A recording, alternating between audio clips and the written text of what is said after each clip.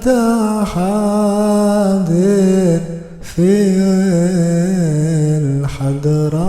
Assalamualaikum warahmatullahi wabarakatuh. Sahabat Serambi Kalam, orang yang beriman dan bertawakal kepada Allah Subhanahu wa Ta'ala sangat sulit untuk digoda oleh rayuan setan. Akan tetapi ada kisah di mana ada seorang yang solih, rajin beribadah kepada Allah Subhanahu wa Ta'ala, tetapi bisa dikalahkan oleh rayuan setan. Kenapa bisa begitu? Dan apa yang membuat setan bisa mengalahkan orang soleh itu? Temukan jawabannya hanya di Serambi Kalam. Tapi sebelum melanjutkan kisah selengkapnya, silakan subscribe dan share ya, agar kita sama-sama mendukung channel ini dengan menebar kebaikan dakwah Islam. Dan jangan lupa aktifkan tombol loncengnya agar sahabat semua tidak ketinggalan kisah Islami inspiratif lainnya. Tonton sampai selesai ya.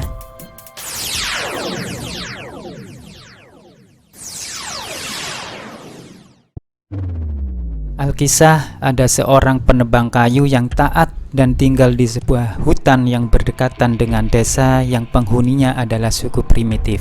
Para suku primitif itu menyembah sebuah pohon besar yang tumbuh di tengah desa. Suatu ketika, si penebang kayu ingin menebang pohon yang disembah tersebut. Ia ingin menunjukkan kepada suku primitif tersebut bahwa yang mereka sembah itu bukanlah apa-apa selain ciptaan Tuhan, dan bahwa mereka seharusnya menyembah Tuhan, bukanlah menyembah sebuah pohon.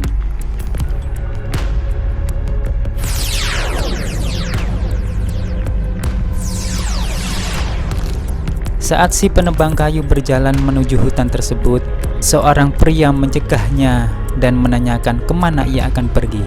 "Demi Tuhan, aku akan menebang pohon yang disembah oleh suku yang hidup di tengah hutan," kata si penebang kayu. "Itu suatu kesalahan," kata pria tersebut mengingatkan. "Siapakah kau hingga berhak mengatakan apa yang harus kulakukan?" tanya si penebang kayu. "Aku adalah iblis, dan aku tidak akan membiarkan dirimu menebang pohon tersebut." Penebang pohon marah dan menarik sang iblis serta membantingnya ke tanah dan melekatkan kampaknya pada leher iblis. Lalu iblis tersebut berkata, "Kau bersikap tidak masuk akal. Suku tersebut tidak akan pernah membiarkan dirimu menebang pohon suci mereka. Bahkan jika kau mencoba melakukannya, mereka mungkin akan membunuhmu. Istrimu akan menjadi janda dan anak-anakmu akan menjadi yatim. Selain itu, bahkan jika kau berhasil menebang pohon tersebut dan selamat, maka mereka akan memilih pohon yang lain untuk disembah. Maka pikirkanlah."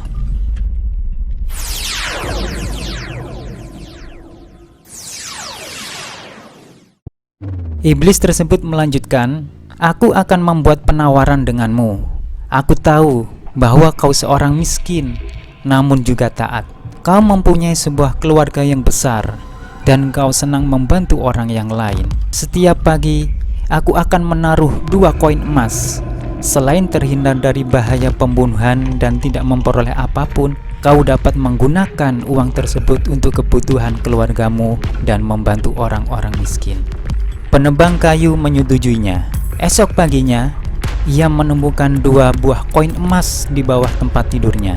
Lalu ia membeli makan dan pakaian baru untuk keluarganya dan membagikan sisa uangnya untuk orang-orang miskin. Pada pagi berikutnya, penebang kayu tersebut tidak menemukan apapun. Ia telah mencari ke seluruh ruangan, tetapi tetap tidak menemukan koin emas.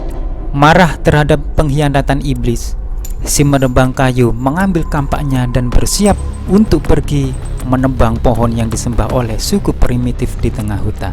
Sang iblis pun kembali mencegahnya, dan sambil tersenyum ia bertanya, "Kau akan pergi kemana, wahai penebang kayu?"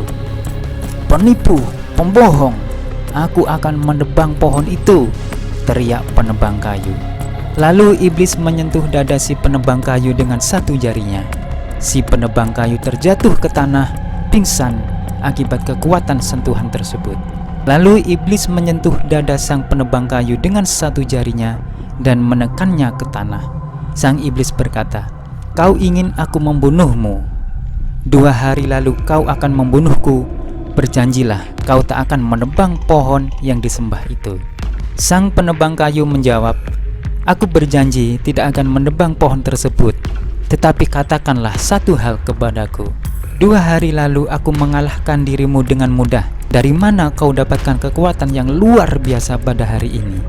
Iblis pun tersenyum dan berucap, "Saat itu kau akan menebang pohon tersebut karena Tuhan.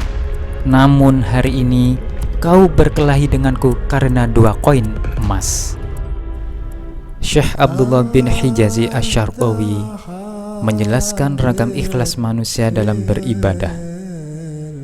Syekh Asy-Syarqawi menyebutkan jenis keikhlasan manusia sesuai dengan tingkatan yang bersangkutan. Sedangkan keikhlasan sendiri adalah ketulusan dan kemurnian niat seseorang dalam beramal. Syekh Asy-Syarqawi menyebut 3 jenis keikhlasan manusia dalam beramal. Yang pertama adalah keikhlasan ibad para hamba Allah. Terbatas pada keselamatan amal mereka dari penyakit riya, baik yang nyata maupun tersamar, dan dari unsur nafsu mereka. Kelompok ibad atau abidin beribadah atau beramal sesuatu semata lillahi ta'ala atau karena Allah dengan mengharapkan ganjaran pahala dan berharap selamat dari siksa neraka. Mereka menisbahkan amal itu kepada diri mereka. Mereka juga menyandarkan diri pada amal tersebut untuk meraih apa yang mereka inginkan. Kedua, keikhlasan muhibbin para pecinta Allah berupa amal atau ibadah lillahi ta'ala atau karena Allah, seraya mengagungkan dan membesarkannya karena memang Allah lah yang paling berhak atas keagungan dan kebesaran tersebut. Mereka beribadah bukan untuk tujuan ganjaran pahala dan keselamatan dari siksa neraka. Rabi'ah Al-Adawiyah, salah seorang dari kelompok muhibbin, mengatakan, "Aku tidak menyembahmu karena takut siksa neraka atau karena mengharapkan surgamu, sehingga aku harus menasabkan ibadah padanya." Yang ketiga, keikhlasan arifin, ahli makrifat. Dalam beribadah berupa kesaksian mereka atas keesaan Allah dalam menggerakkan dan meredakan perilaku mereka. Mereka tidak melihat kekuatan dan daya pada diri mereka. Dalam cara pandang mereka, ibadah yang mereka lakukan dapat terlaksana karena billah atau sebab kekuatan Allah, bukan karena kekuatan dan daya dalam diri mereka.